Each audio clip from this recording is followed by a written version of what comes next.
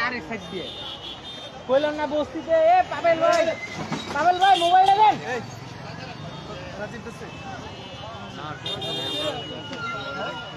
পাবেল ভাই আপনারা কইলাম বস্তিতে মোবাইল ভাই উঠে যাবে দেখেন আবার